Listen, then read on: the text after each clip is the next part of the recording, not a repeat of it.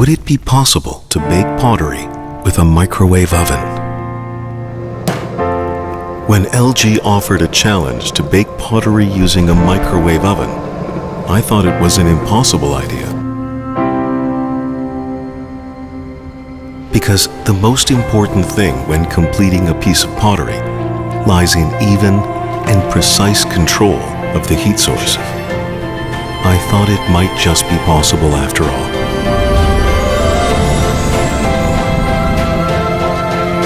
If the NeoChef fails to deliver heat evenly and steadily, the pottery will break.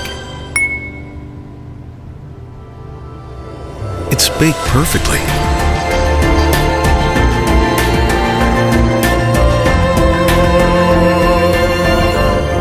With the NeoChef having proven itself more than capable of baking a delicate piece of pottery, I wondered, how well would NeoChef serve its original purpose of cooking a delicious dish?